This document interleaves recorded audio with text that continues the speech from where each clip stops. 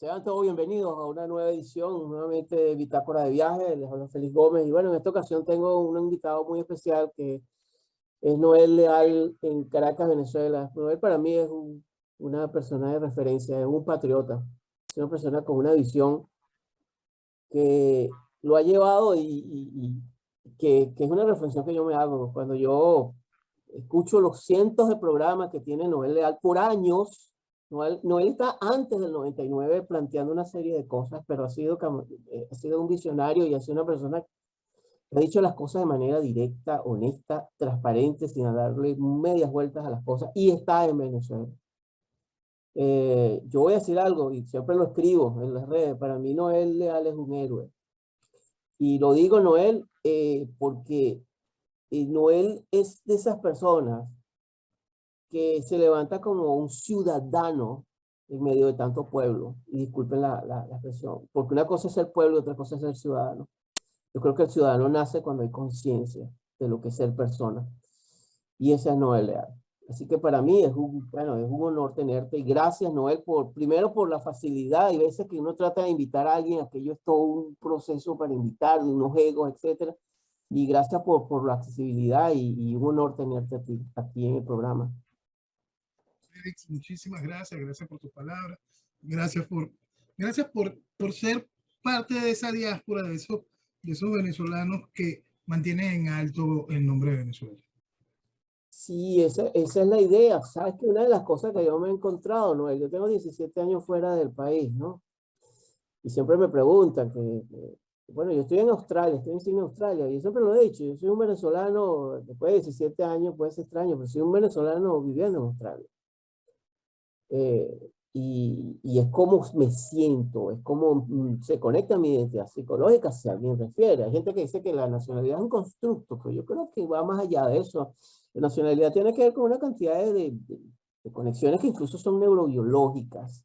Y esto puede ser controversial para muchas cosas, ¿no? Tú no puedes borrar memorias que están allí.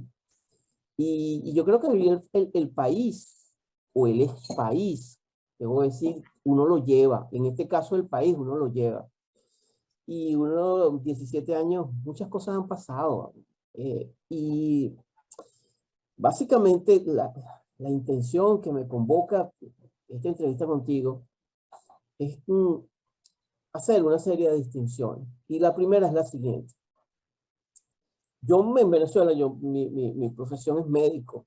Y uno como médico, uno aprende del método científico algo que es el estudio, básicamente para acercarse a eso que llamamos un diagnóstico. El diagnóstico en medicina es fundamental. En la medida en que un médico o un especialista se acerca al diagnóstico, en esa medida es que podemos ejercer, tomar decisiones para ver cuál es el mejor tratamiento en base a un concilio de médicos y de referencia, y etcétera, etcétera. Dicho esto, yo creo que la gran tragedia, Noel, fue 23 años de tragedia que hemos tenido, una tras otra, es el diagnóstico acerca de lo que es Venezuela y lo que ha pasado en Venezuela. Y la primera distinción, dicho esto, para darte la palabra, es que no se diferencia entre lo que es una tiranía de una dictadura. Eso es lo primero. Y todavía hay gente que habla en Venezuela de una cantidad de sandeces, adentro y afuera, gente con doctorado, y sigue con las mismas estupideces. Yo no sé si con intención o porque son ignorantes. Y esa es mi primera pregunta para ti. Como un ABC, ¿cuál es la diferencia, no, entre una tiranía y una dictadura? Bueno, yo creo que para eso simplemente tenemos que ir a la historia y a la base de lo que nos mantiene hoy en día, ¿no? Vamos a entendernos con el principio de dónde nos vienen todas las palabras y todas las ideas con las cuales nos formamos en el occidente moderno, si queremos colocarle algún tipo de referente. Y todo viene desde Roma, todo viene desde la antigua Grecia. Entonces nosotros, en ese concepto, tenemos los conceptos propios que Roma utilizó para distinguir esas dos ideas, la tiranía y la dictadura. ¿Qué tienen comunes? Sí, son gobiernos de fuerza, son hechos fácticos. En el caso de la dictadura, y tal como nos lo coloca Roma, es un proceso de fuerza donde se instala un dictador, un ejecutor de la ley, que se abroga los poderes establecidos de lo que puede ser una república con cada una de sus partes, con su idea de, de poderes. Y todo eso se lo abroga el dictador. ¿Por qué? ¿Y para qué? Para poner orden, para restablecer el desastre, en el caso que Roma cita, el desastre que dejan los tiranos. ¿Qué encontramos en las estructuras tiránicas? En las estructuras tiránicas encontramos a un hegemón que va eliminando todos y cada uno de los poderes, se va haciendo a él más fuerte a través de un proceso de deprimir a la sociedad, de hacer a la sociedad cada vez más dependiente del tirano y a la sociedad a la misma vez sin esperanzas, sin oportunidades. En una dictadura, y lo podemos encontrar hasta en la última dictadura que vivimos nosotros, en la dictadura de General Marcos Pérez Jiménez, encontramos que el desarrollo y el orden es una constante, que se le persigue haciendo uso del poder, de la fuerza establecida por el Estado, a los que violentan la tranquilidad, la paz y la institucionalidad de la nación. Regularmente entendemos un proceso dictatorial de orden nacionalista, de orden de derecha, si se le quiere colocar el término, entendemos que el perseguido es el socialista comunista que viene a ir en contra del orden. Pero el hecho es que la sociedad en sí se ve beneficiada por el hecho propio de la dictadura. Nosotros vivimos una tiranía que ha logrado hacer no solo Venezuela, sino todo un proceso global, mancillar por completo el nombre dictadura.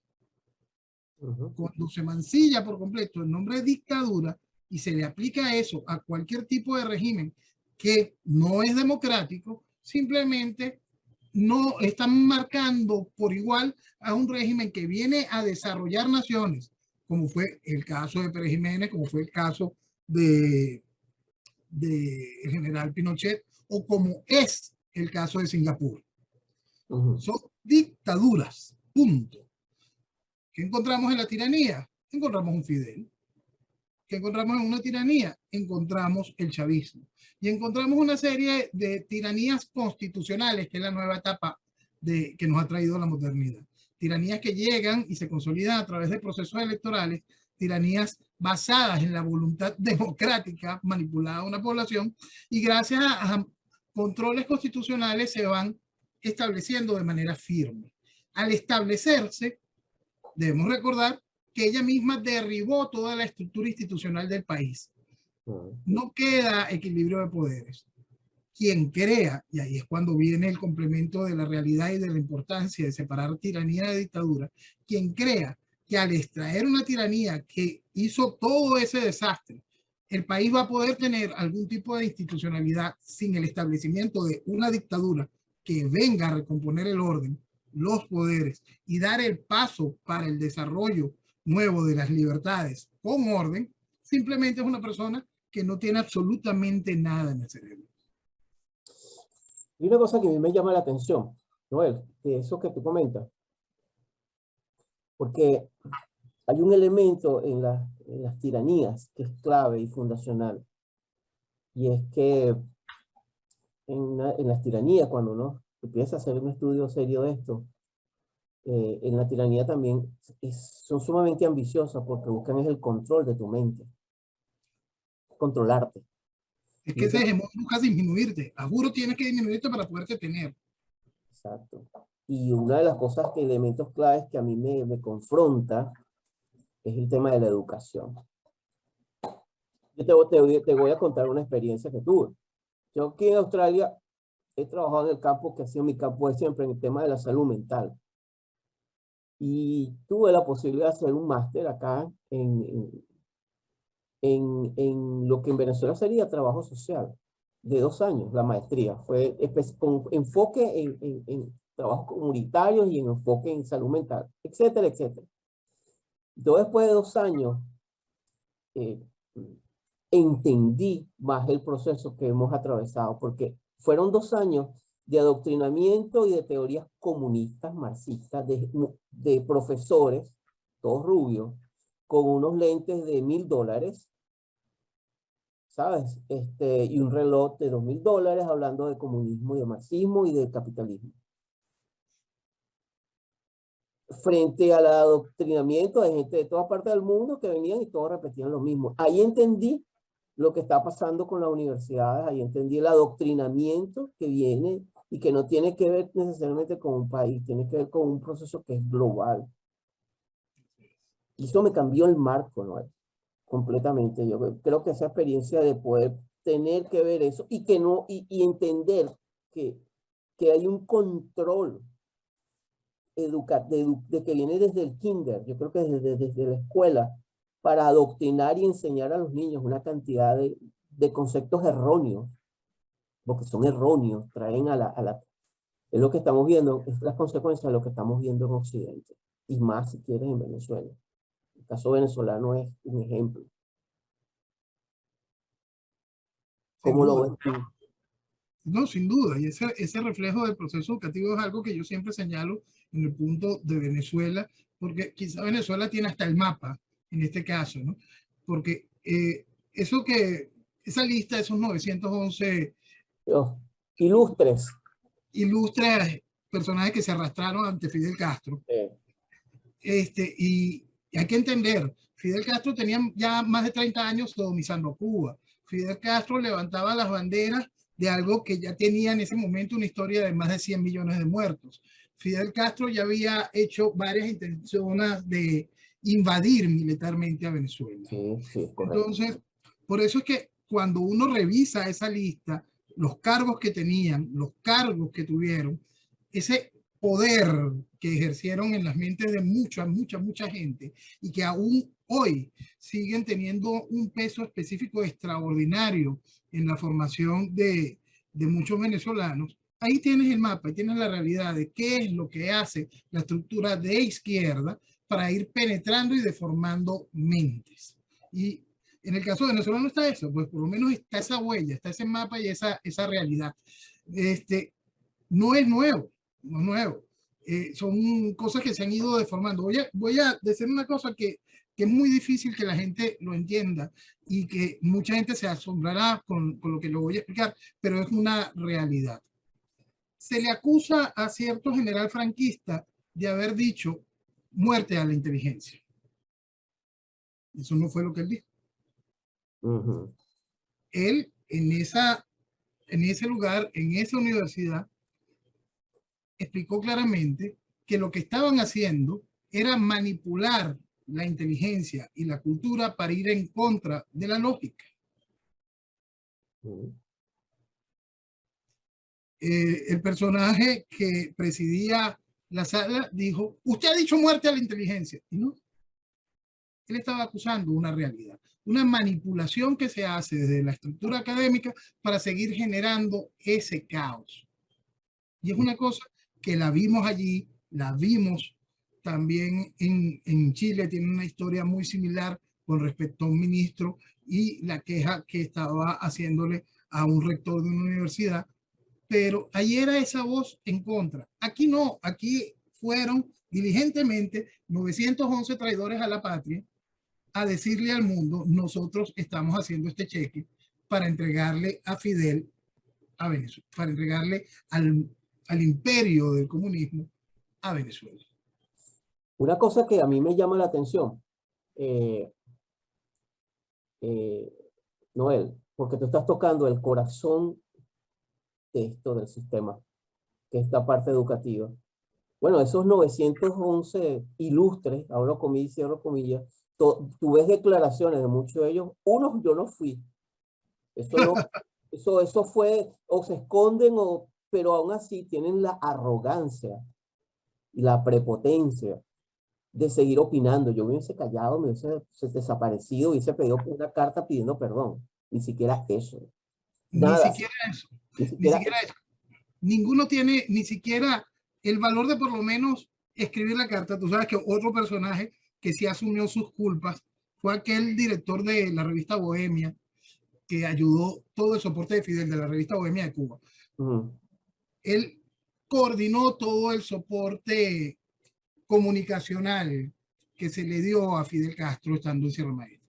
Todo lo hizo él. Y le dio todo el soporte de los primeros años del proceso revolucionario. Viendo lo que estaba sucediendo, él mismo escondía, sembraba mentiras, decía cualquier cantidad de cosas.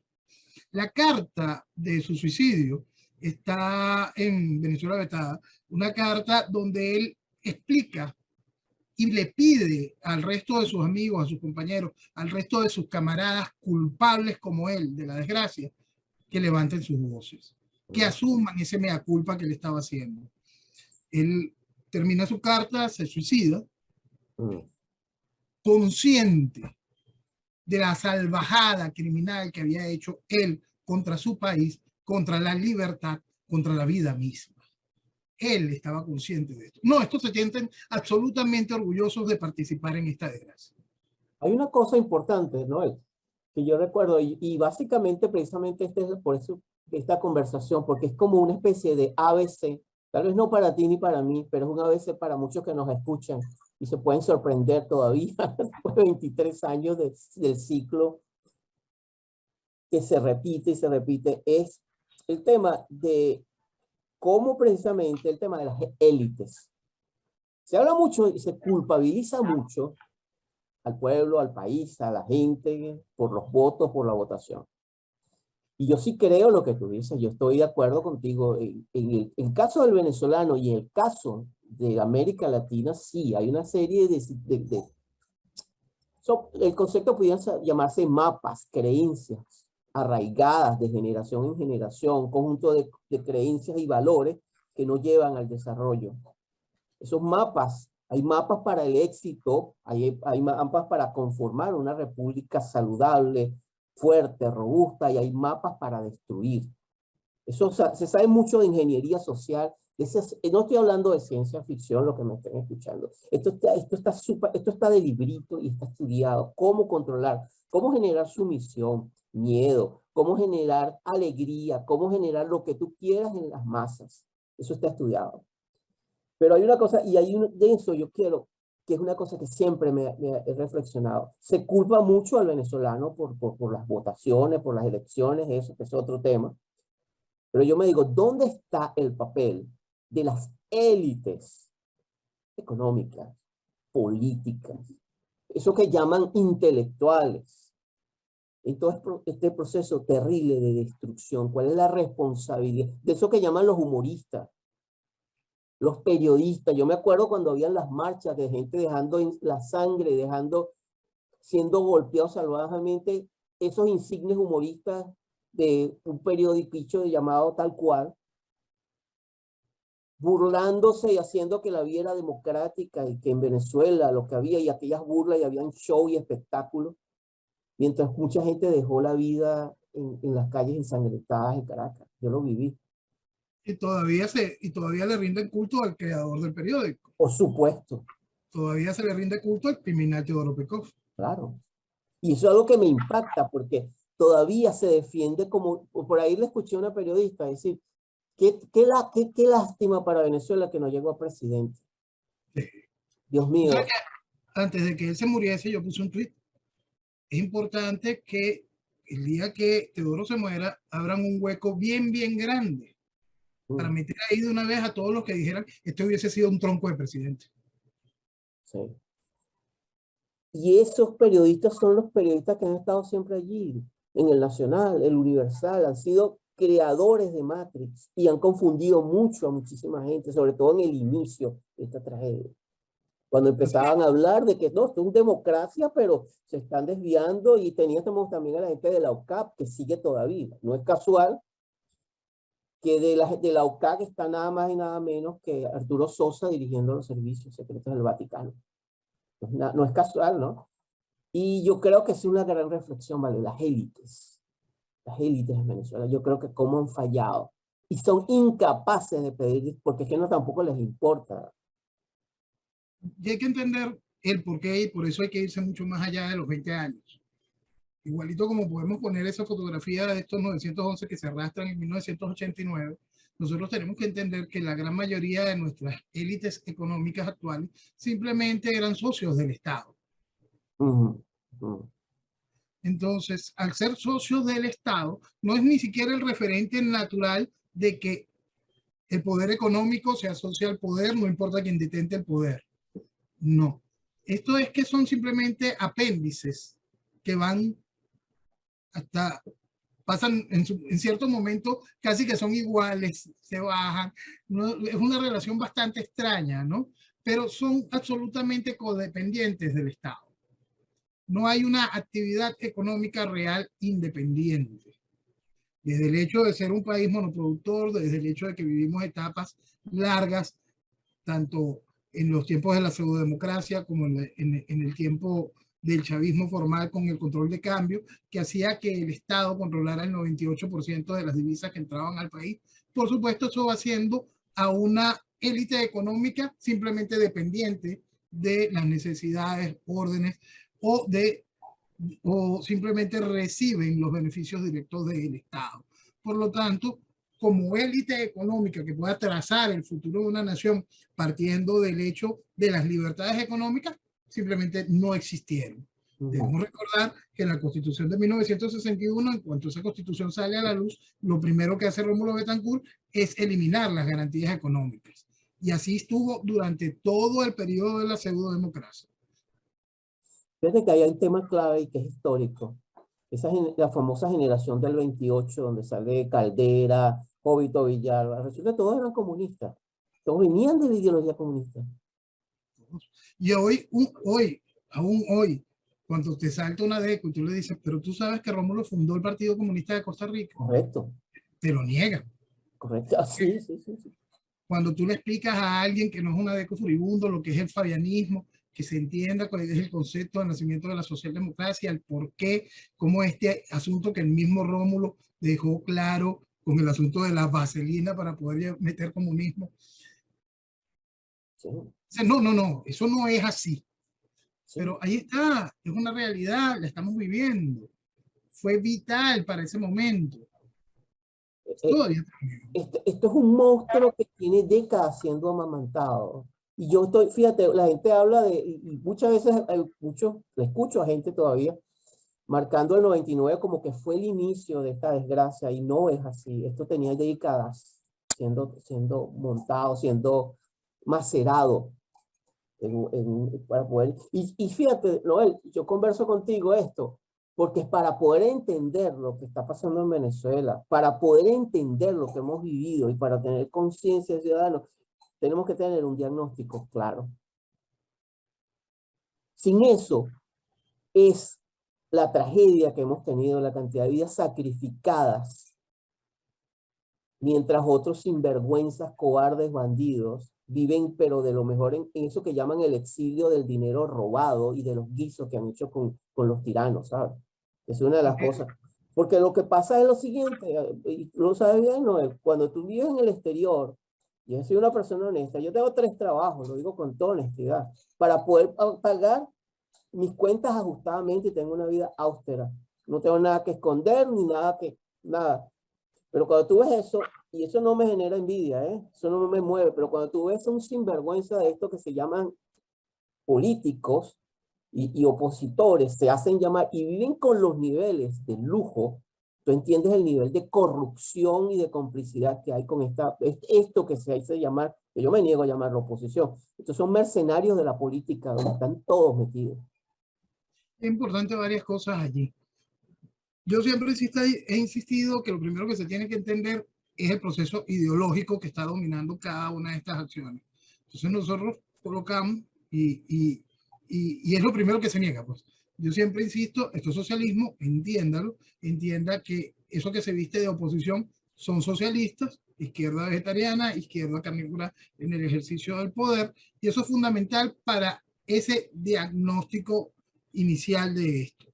Ahora, cuando lo pasamos a la estructura de por qué Venezuela y por qué ha recibido tanto soporte internacional el proceso del chavismo, es importante entender el marco revolucionario en el que estamos colocados regionalmente y que comprender qué es el Foro de Sao Paulo a partir de su nacimiento, entender cómo para la creación del Foro de Sao Paulo interviene de manera directa la estructura narcoterrorista de los carteles colombianos. Y ahí se puede asociar de manera directa el concepto del narcotráfico dentro de este proceso de izquierda. Hay que estar consciente de la criminalidad y la izquierda siempre van de la mano, es un hecho constante. Después de que nosotros tenemos esa realidad, ese inicio de diagnóstico, hay que entender qué es lo que está sucediendo globalmente. Las revoluciones no son huérfanas. Y por eso en aquel momento, en 1998, yo explicaba que Venezuela lamentablemente entraba en un proceso revolucionario,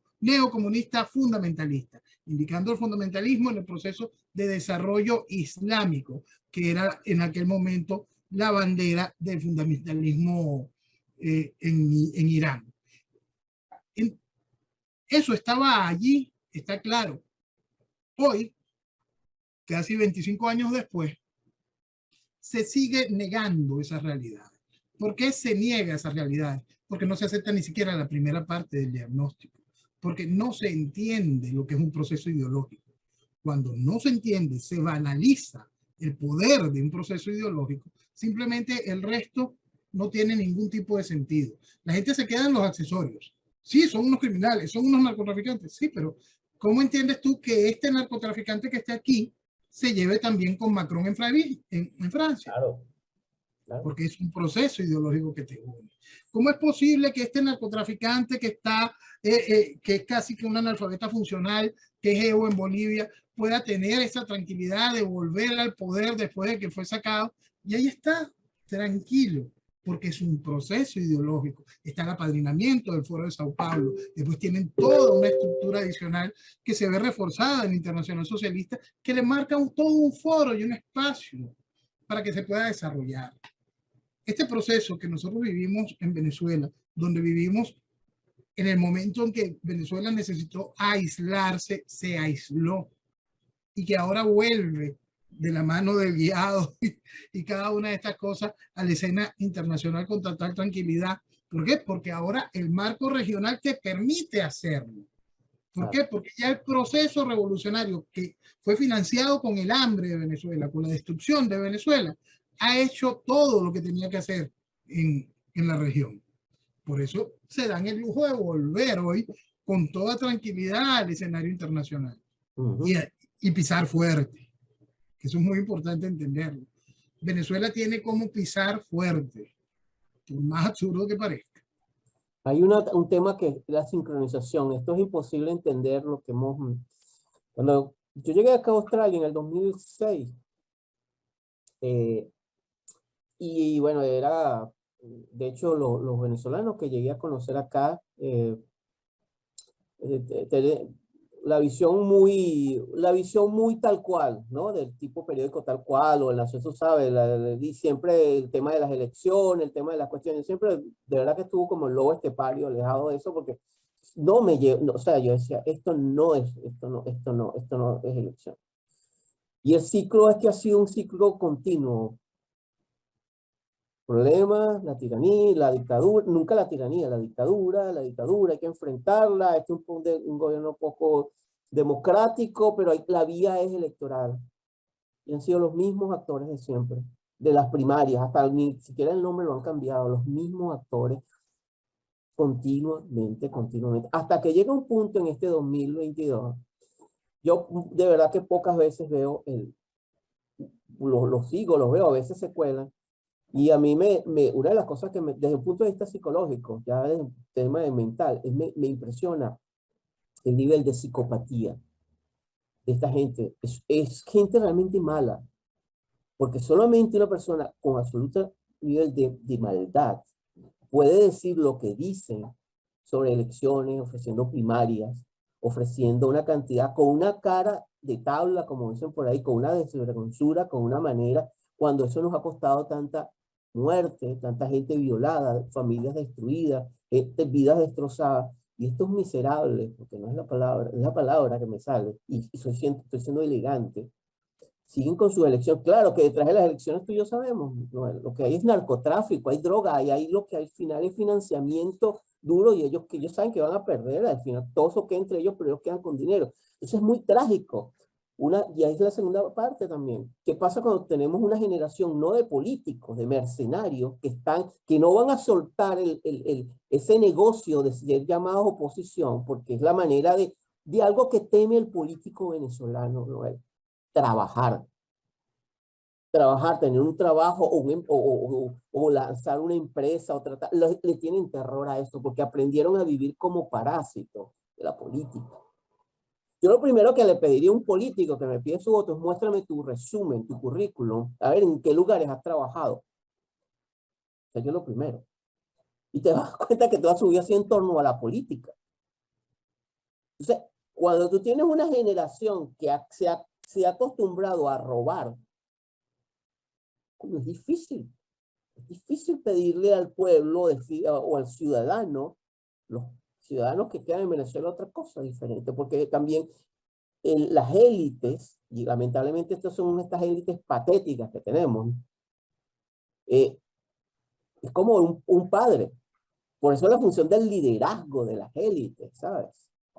Y ahí es donde queda la contundencia. Bueno, pero y entonces, por eso es que me parece que el tema cultural, el tema de la educación es tan clave. Porque hay temas, venimos de las universidades que han sido nuestras universidades en Venezuela y en el resto del mundo, incluso los mal llamados países del primer mundo. En escuelas de formación. Escuelas de formación. Y eso, por eso es que hasta el mismo concepto de la educación, la educación ha sido usada para deformar, no para elevar ni para darle universalidad sobre todo en lo que tiene que ver con los procesos universitarios. Pero hay un punto que es adicional también, que está en la inteligencia natural que cualquier persona tiene. ¿Qué es lo que pasa con nuestras sociedades modernas? Hay una cosa que yo siempre cito con respecto a Venezuela. En Venezuela, fíjate que tú te fuiste de aquí ya graduado en tu área y todo lo demás y pudiste cursar. En Venezuela tenemos cualquier cantidad de venezolanos que tienen altísimas capacidades técnicas y profesionales. Altísimas. Pero política, aquí no hay nada. Nada. No hay nada. Coincidimos. Y eso tiene que ver con su inteligencia natural, con la universalidad, con toda una cantidad de cosas que son cercenadas. En ese proceso que cuando cercenaste la sociedad, hasta el individuo ha sido cercenado en su universalidad. Y su inteligencia natural se vio cooptada por estructuras de especialízate, especialízate, especialízate. Pero, ¿y el resto? ¿Y la vida? ¿Y el entendimiento natural de las cosas? Tú sabes que yo tengo la fortuna, quizás, de que mucha gente me escribe y me pregunta o me hace algún tipo de cuestionamiento. Y entonces, enseguida empiezan, leí un libro de tal, leí un libro de tal, leí un libro de tal. Y cómo no, se esfuerzan en intentar estudiar, culturizarse sobre cada una de las cosas. Y hay un momento que yo le pregunto, ¿pero qué piensas tú? Tú. No, tú sabes que en el libro de tal, no, ¿qué estás pensando tú?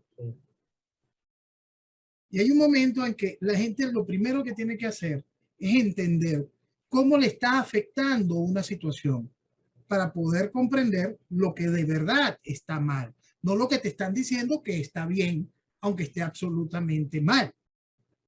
¿Qué es lo que estamos viviendo hoy globalmente? Hoy estamos viendo un desastre gigantesco. ¿Qué te están diciendo que está bien? Entonces, ¿cómo es que se acepta eso? Un proceso educativo que te deformó, que te mató tu naturaleza, tu inteligencia natural, y que debido a ese proceso de especialización, de segmentación, perdimos universalidad y no entendemos absolutamente nada de lo que sucede alrededor. La gente no termina de comprender que un proceso como el de ideología de género es un proceso de debilitamiento. Y ese proceso de debilitamiento lo que va es beneficiando un proceso que va en contra hasta de la soberanía. Sí. No lo puedes asumir, no lo puedes sumar, no lo puedes entender. No ves que ese hilo que toca cada una de esas cosas es un hilo rojo montado por el socialismo. Eso no es una fantasía, está ahí, es evidente. Simplemente las personas terminaron con una gran incapacidad de entender lo evidente. y una increíble capacidad de aceptar lo incorrecto. Noel, sabes que hay, tú lo que dices me coincide estaba ayer viendo precisamente un documental de lo que está pasando en Suecia. Gravísimo, A ver, gravísimo. Yo recuerdo que Trump lo dijo hace como 2 años y se burlaron, fue motivo de burla por mucha gente, ¿no? Y resulta que yo vengo escuchando esa información no de hace 2 años, de hace mucho tiempo. La situación en Suecia es tan grave que en lo que va de año han habido como, si mal no recuerdo, cerca de 350 ataques bomba, incluso en diferentes ciudades, ataques terroristas. Suecia, después de la Sudáfrica de Mandela, es el segundo país con más rapto en violación de mujeres blancas. Y digo lo de blanca, acentúo lo de blanca porque es las estadísticas, yo no estoy inventando absolutamente nada, donde tienen lugares donde los propios suecos no pueden entrar porque hay guetos de inmigrantes, básicamente musulmanes y de África, que no permiten que entre alguien que no sea de su grupo. Y donde la primer ministro, que por cierto es socialista, acaba de declarar recientemente que ellos fracasaron, que el sistema de migración fue, imagínate el nivel de crisis que tienen, con 3 millones de inmigrantes, el 90% hombres jóvenes, un ejército. dentro. Y eso es algo que a mí me llama la atención, porque lo vi en Europa, no sé que lo vi en Europa. Yo vi una Europa no solamente decadente, sino una Europa recibiendo una cantidad de inmigración, pero absolutamente ilimitada, sin control. Lo vi en España. Y partes donde en Francia tú no puedes entrar si tú no eres musulmán, no puedes entrar. En Londres igual. Te puede costar la vida, como me pasó a mí en Barcelona, España, que casi me cuesta la vida entrar al barrio musulmán y no me había dado cuenta que había entrado. Me iban a dar 2 puñaladas. Y porque corrí como corrí fue que me salvé. Y porque hubo un buen ángel que me dijo, cuidado que te están esperando. Entonces te digo esto por esta reflexión, porque cuando uno ve el monstruo, porque ya lo hemos visto, tú ves esta Europa, lo mismo pasa en Canadá, lo ves en Estados Unidos con una gente, sobre todo en la República de California, donde son gente está completamente idiotizada. Y no ven el monstruo que está comenzando, el leviatán que tienen allí. Tú das cuenta, y tú lo decías en una entrevista, de las múltiples entrevistas, el problema es que es la resistencia a pensar, a reflexionar que tenemos en estos tiempos. Una generación en su mayoría idiotizada, incapaz de ver más allá de lo que pueden ver sus ojos. Pueden ver, pero no mirar. Eso ha sido estupidizada.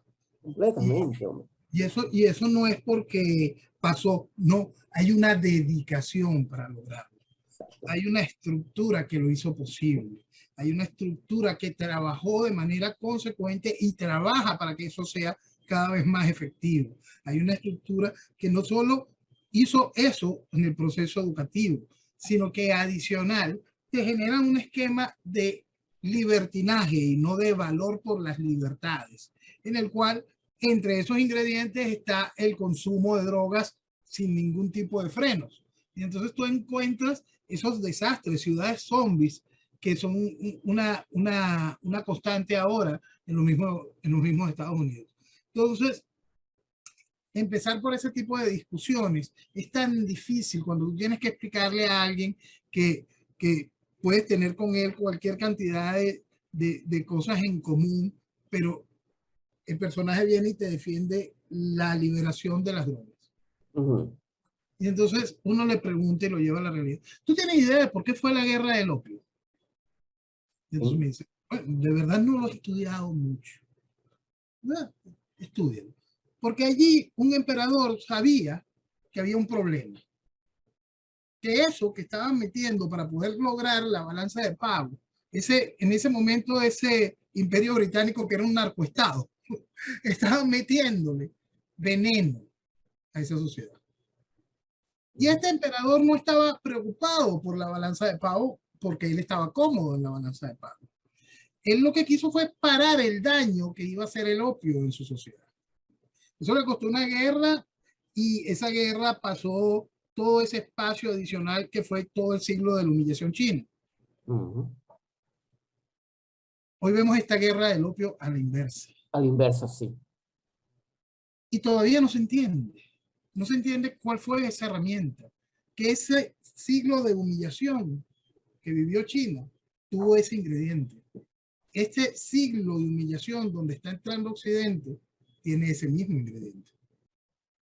Cuando tú tienes una población como la estadounidense, donde el 20% de su gente es joven, edad productiva, incluso en centros universitarios, aproximadamente la cifra 20, en algunos estados sube a 25, con adictos a la heroína y a otras drogas, pero a unos niveles que es para llorar, en las calles, destruidos completamente como homeless, es decir, gente sin casa. Tú te das cuenta de la bomba que hay allí. Y eso fue planificado. Claro. Y eso es lo importante que se entienda. Claro, eso es planificado. Eso es muy bien ejecutado. No solo es el beneficio económico, no es el lavado de dinero, es la destrucción de una sociedad para poderla controlar. Y eso es algo que tú lo ves y es una cosa aterradora, porque también aquí tenemos la vecina Colombia. No, te voy a dar un dato. Cuando gana Petro, aquí hay una, creo que es la mayor colonia latinoamericana en Australia, creo que es de Colombia, ¿no? Gente trabajadora, gente muy dedicada, debo decir, el colombiano. Es lo que yo he visto, gente que trabaja muy duro y que viene con 2 profesiones, viene con 3 profesiones, gente muy preparada. El 70, Petro ganó con un 70%.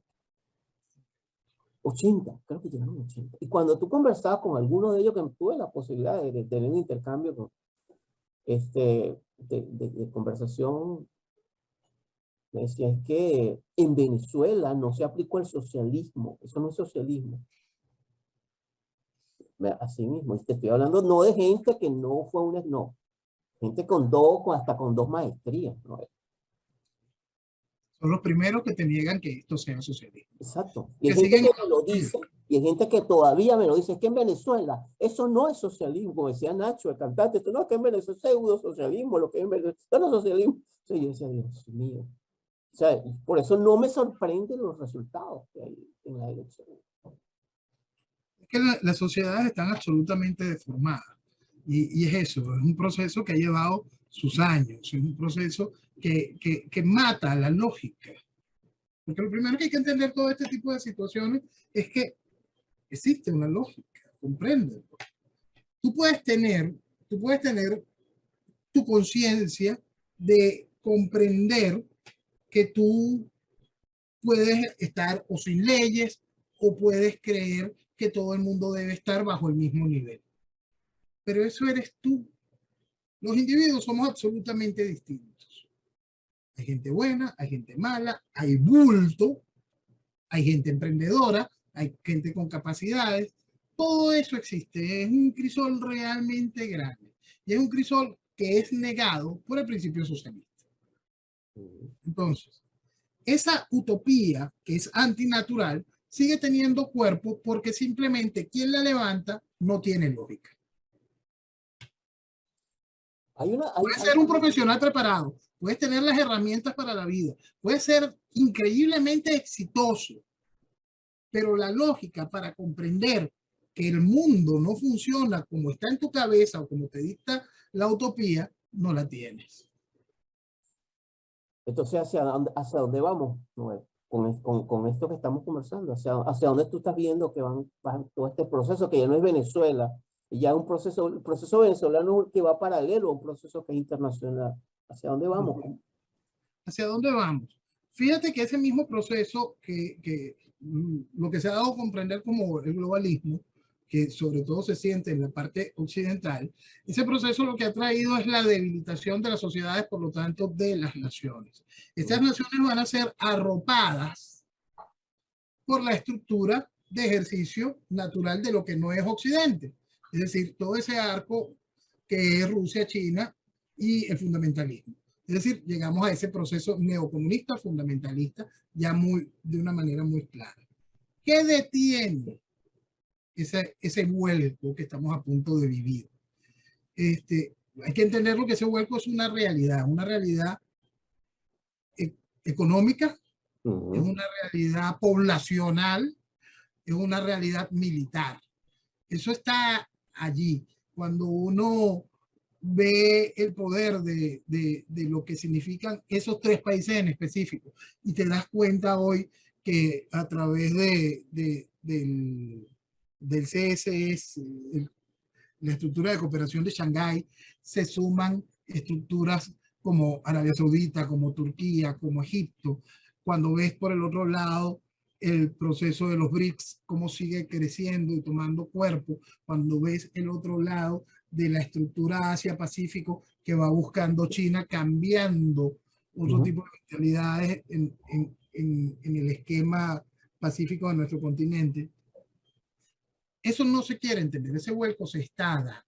Y se da y se va dando a esa velocidad precisamente por el gran debilitamiento que está viviendo Occidente. ¿Se puede detener el vuelco? Sí. Pero ¿las sociedades están aptas para detener ese vuelco? No. Y ahí es en donde vienen esos procesos que son calificados como reaccionarios. De poderse dar, serán terriblemente reaccionarios, que es lo más difícil de comprender por nuestra sociedad. Tú le preguntas hoy todavía a la gran mayoría del venezolano si está listo para que exista en Venezuela un golpe de Estado y la imposición de una dictadura, y te dice que no. Claro. Y es Venezuela la que lleva años destruida por una tiranía socialista. Entonces, ¿qué queda para los países que no lo están sintiendo aún? Para los países que apenas están viendo que su institucionalidad está un poquito débil, o apenas están viendo que el proceso económico se está debilitando. ¿Cómo lo van a entender? No lo podrán entender. Y es allí cuando se hace más contundente la reacción. Lo peor de este cuento, y es que es lo difícil de comprender, que para que nosotros mañana podamos decir que tenemos la libertad que no se vive en aquellos países, tenemos que vivir bajo la opresión de una dictadura. Es increíble. Bueno, no, eso sería, eso es intragable para intragable para las élites intelectuales. Ojalá fuera solo a las élites. Ojalá fuese solo a las élites. Ojalá fuese las élites. Porque las élites, por supuesto, no lo van a tragar y van a hacer muchísimo daño diciendo de que eso no es necesario, que esto es antidemocrático. Eso lo sabemos. Pero ojalá fuese solo las élites. Es que la sociedad, en su infantilismo, todavía no entiende la gravedad de lo que vive. Entonces, como tiene un diagnóstico errado, como el tratamiento sigue sin funcionar, porque no atiende al eje del despertar mental sobre la realidad sigue oculta y banalizada, absolutamente banalizada. Entonces, simplemente no puede entender cuál es el tratamiento adecuado para el diagnóstico.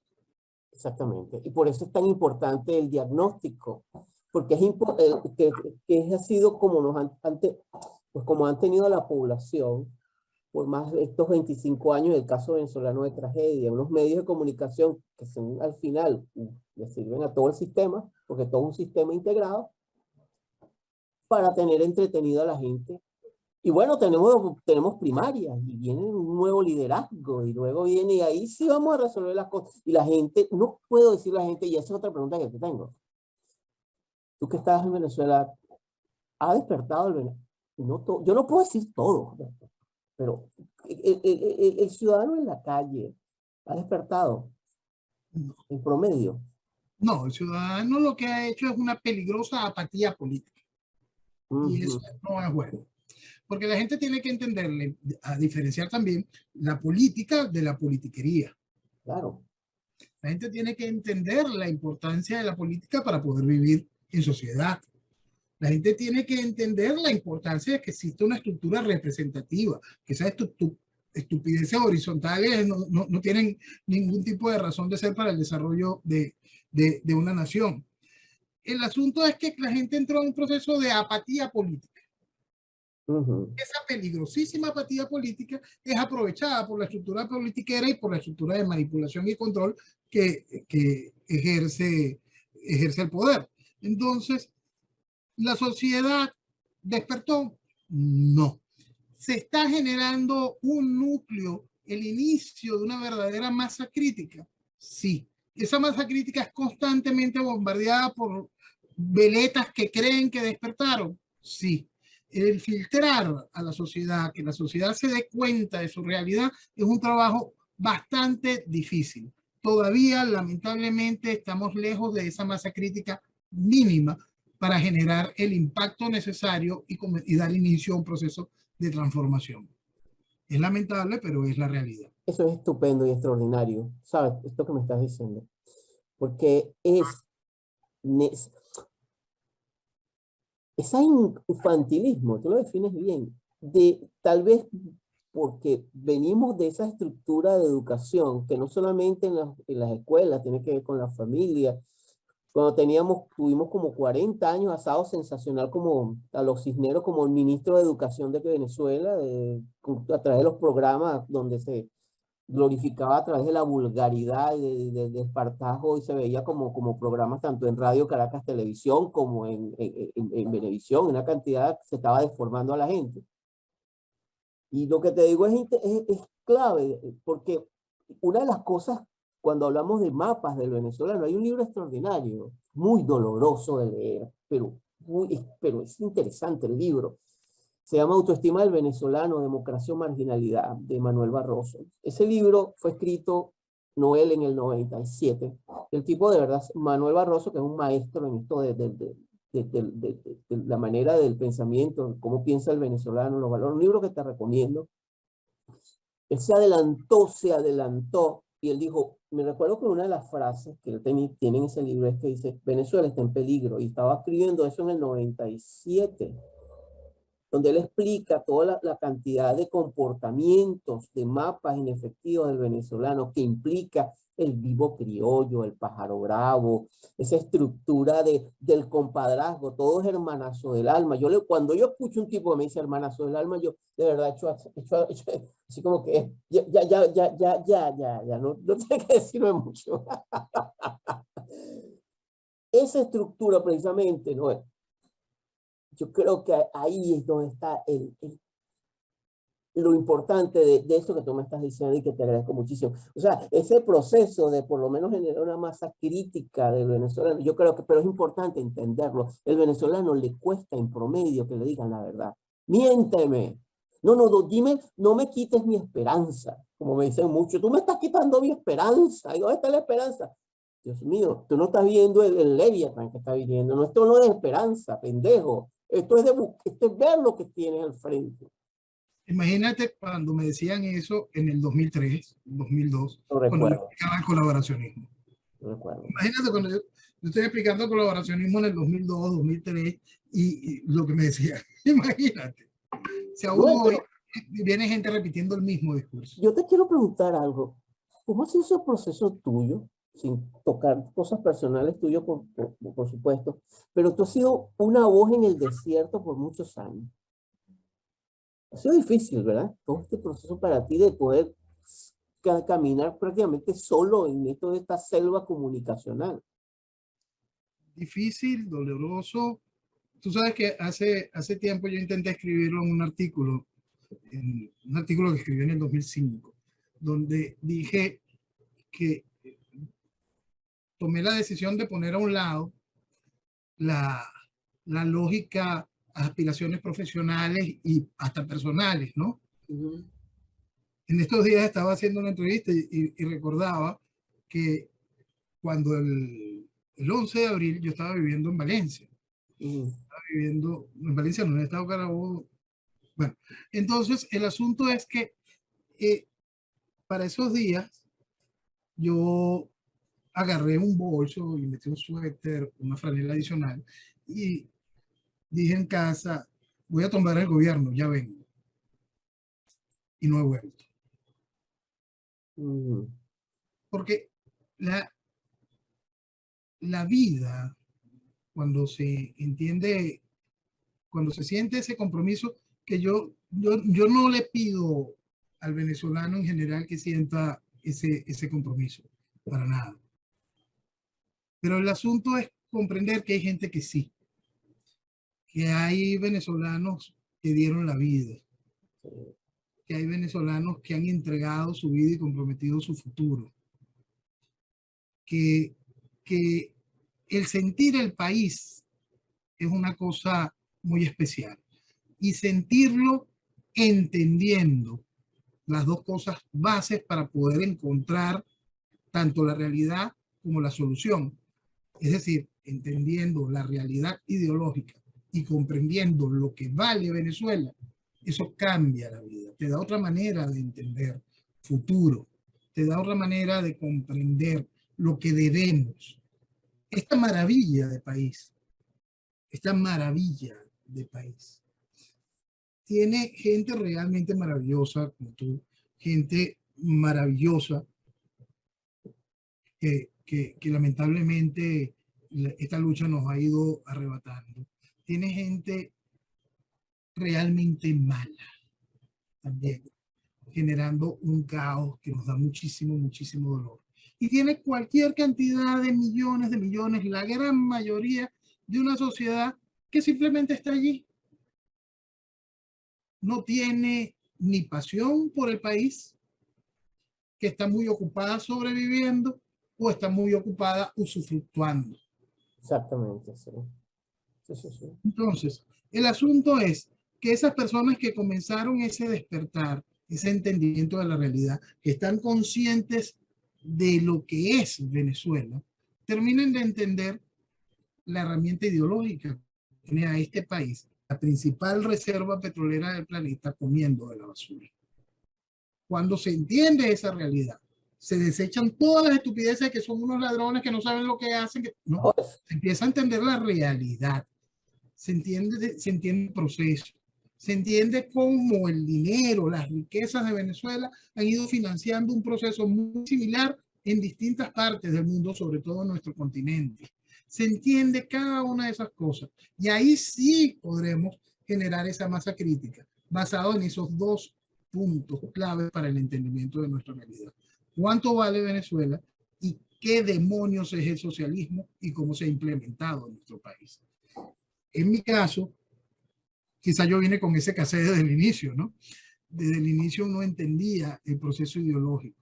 Desde el inicio uno estaba absolutamente consciente de lo que vale Venezuela. Tú hablas de este asunto de Barroso en el 90 y tanto, en este libro de Barroso, y Reni fue bastante claro sobre eso en el 70. Pero si nos vamos más atrás, nos encontramos a un López Contreras decepcionado con lo que estaba haciendo Medina Ancarita y decía, es que yo no me quiero morir sin echar una vaina en este país. ¿Por qué? Porque la realidad era esa. Se estaba dañando lo que había. Se estaba haciendo daño con lo que había. Y entonces si nos vamos más atrás, nos encontramos con un país, con una visión de país simplemente única para aquel tiempo y un concepto simplemente extraordinario de entender qué era el venezolano.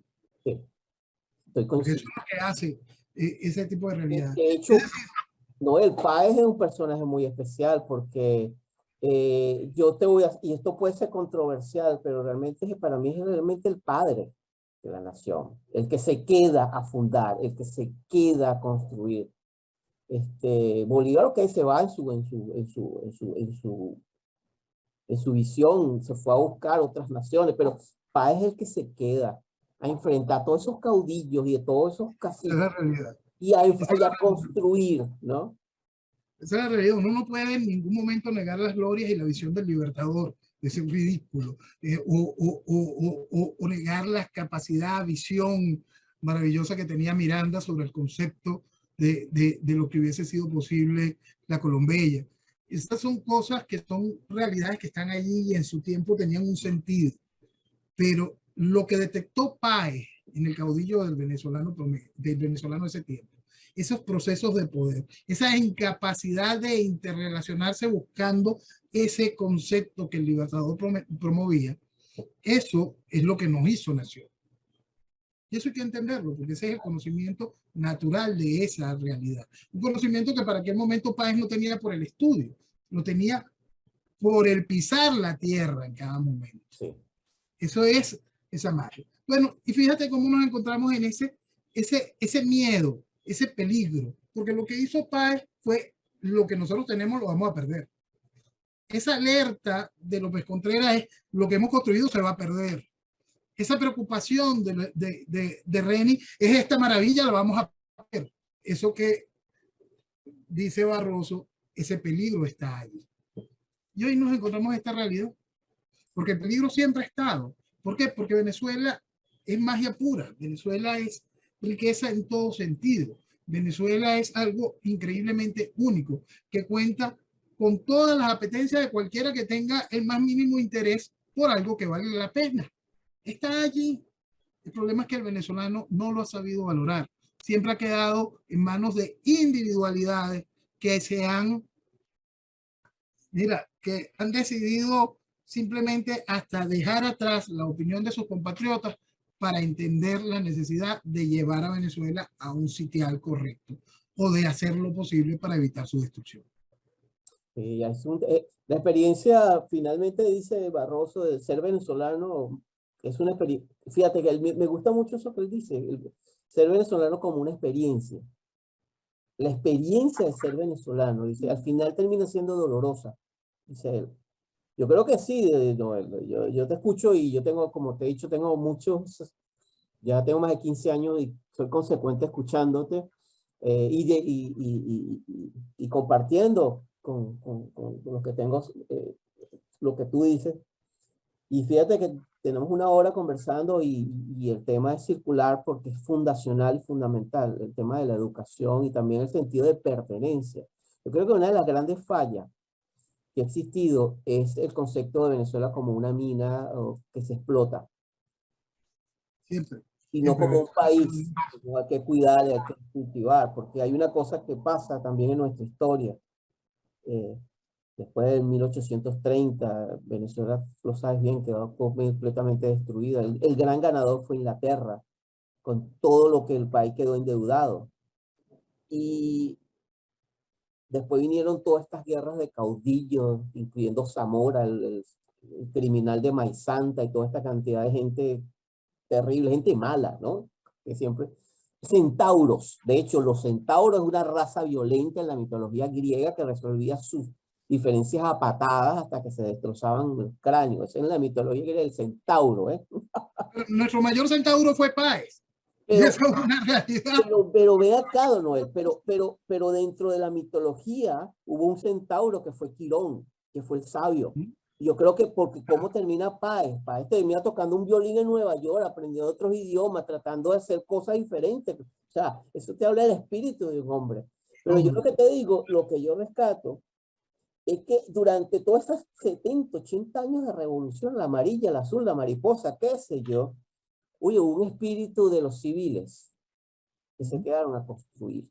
Hay los carpinteros, los albañiles, las parteras, los maestros, cualquier cantidad de gente que se, como ahora, que se quedó construyendo, que se quedó haciendo, que se quedó civiles, estoy hablando de civiles, gente que se quedó empecinada. Yo creo que eso también es lo interesante. Ahí tenemos un Cadenas, por ejemplo, un Rafael Cadenas, interesante, un poeta que tiene una cantidad de valores enormes. Y yo creo que, como tú dices, hay gente muy mala, terriblemente mala, pero también hay gente buena. Sí, por eso. Y esa gente buena fue, fíjate que este balance, porque esto es importante entenderlo. El chavismo vino a destruir a Venezuela y al venezolano. Esto es importante entenderlo y sobre todo para los que están en la diáspora puedan comprenderlo con esa realidad. Tú que fuiste ya hace 15 años y venezolanos que se han ido durante todo este periodo, que han ido buscando nuevas fronteras y a donde han llegado han mantenido una imagen correcta, la imagen del buen venezolano. No. Pero el chavismo ha impulsado la exportación de la basura, de gente dañada. Y eso hay que dejarlo muy, muy claro. Eso es también una operación muy bien ejecutada por parte del gobierno. Porque porque el estigma que nos va a quedar como venezolanos trae un proceso de desconexión con la patria en todo sentido. La patria se vuelve una entelequia total. La idea de lo que fue Venezuela queda totalmente destruida porque ni siquiera hay venezolano para defenderlo, porque el venezolano quedó destruido también. Yo siempre explico, cuando quiero explicar hacia dónde nos lleva la revolución, y la gente señala Cuba, ¿no? Nos llevan a escenarios muchísimo peores. Escenarios como Liberia, como Sudán. Escenarios donde los países se disuelven, se pierden. Y por eso es que el chavismo se afinca en esa destrucción de Venezuela y del venezolano. Y la reconexión del venezolano con la idea de su tierra, con el valor de lo que es Venezuela, comprender que existe un enemigo interno, comprender que ese enemigo interno está en un proceso revolucionario global, comprender que Venezuela es uno de los pocos países que tiene el con qué poderse reconstruir de una manera sincera y entendiendo qué es lo correcto, es las claves de todo este asunto.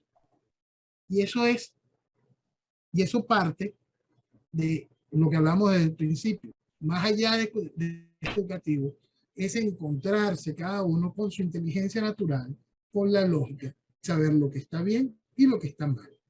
Si en el 2004 quedó claro, académica y científicamente demostrado, que es inviable el proceso electoral en Venezuela, ¿cómo es posible que le hayan roto la lógica, que le hayan quebrado la lógica a tal nivel como para que durante más de 15 años todavía la gente siga a sentirse orgullosa mojando su dedito a la hora del voto? ¿Qué le hicieron a la gente? Esa quebrada la lógica, esa ruptura con la realidad, es lo primero que hay que entenderlo.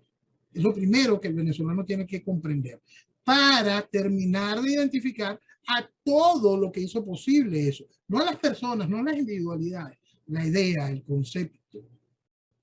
Claro. Después podrán ver cuáles eran las tribunas prestadas para eso, quiénes eran los voceros que se encargaban de eso. Pero lo primero que tiene que entender el venezolano es cómo lo hicieron perder el amor por la patria, cómo te hicieron entregar lo que te pertenece hasta el punto donde hay cualquier cantidad de venezolanos rechazando el hecho de nacer, de haber nacido en esta tierra. Así es. Yo lo he vivido y fue confrontante para mí. Yo lo he vivido, yo he sentido eso. Eso lo he vivido yo en muchos países de venezolanos que no quieren saber nada de Venezuela.